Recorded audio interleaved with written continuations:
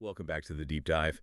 This session is designed, well, really customized just for you, the learner, especially if you're navigating the complex requirements of ATPL theory exams. Systems knowledge isn't just memorizing facts, it's about understanding the logic behind flight safety. Exactly. Our mission today, to really achieve mastery over the, let's call it the central brain of modern flight data. Yeah. The Air Data Computer, or ADC system. Yep. This bit of kit is fundamental. I mean, everything from your primary flight display right through to the autopilot relies on it. We take those dense technical manuals and try to distill the core knowledge you need, the architecture, the redundancy, the operation, stuff you need to nail those specific high-stakes exam questions. That's right. Let's just dive right in and unpack this, focusing on the concepts. Examiners, well, they seem to love hitting on. The air data computer is that digital core, isn't it? The single point of computational authority in a large aircraft. Right. It translates basic environmental physics, specifically pressure and temperature, into the critical parameters pilots and systems absolutely must have. We're talking precise altitude, flight speed, and the Mach number. Okay. And we need to get past just definitions here. We need to focus on how the system keeps its integrity.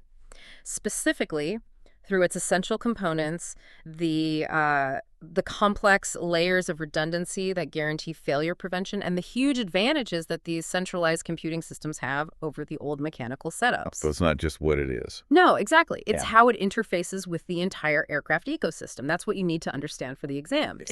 And here is, I think, the essential initial concept that links everything we're going to talk about. Yeah. The air data computer, the ADC, it doesn't work in isolation, does it? Not at all. It's the central processing unit of the much larger air data system, the ADS. The ADS is the provider of information, and its outputs are like the circulatory system of the aircraft.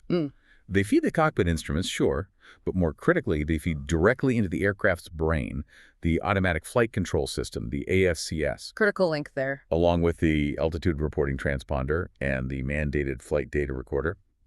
If that ADS fails, major parts of the aircraft's control, its safety monitoring systems, they become immediately degraded. It's that central. Absolutely fundamental. Yeah. Okay, let's solidify that foundation then. Looking at the components.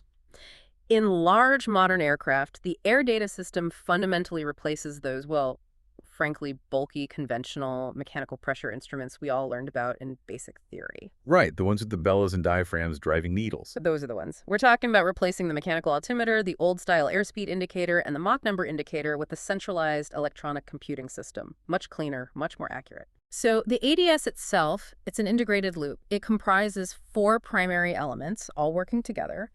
The central ADC computational unit. The brain. The brain, exactly. Then the electronic display indicators, which could be your EFIS screens or maybe still some servo-driven gauges. Right. The necessary power pack to condition and supply the electrical power, obviously crucial.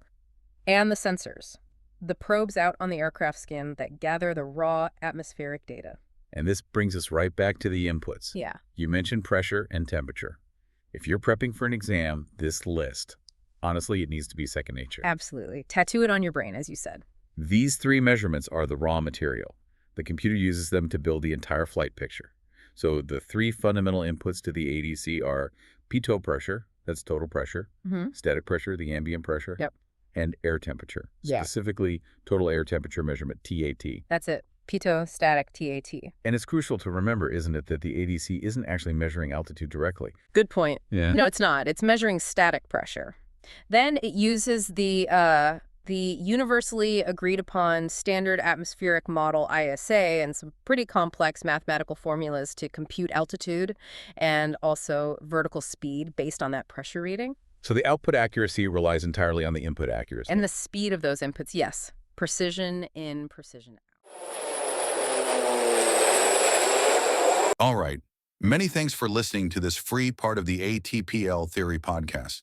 If you want to continue learning and access the full comprehensive guide, go to my Patreon at patreon.com/ATPLtheory or my Hero at herohero.co/ATPL. That is patreon.com/ATPLtheory or herohero.co/ATPL. Wishing you all the best.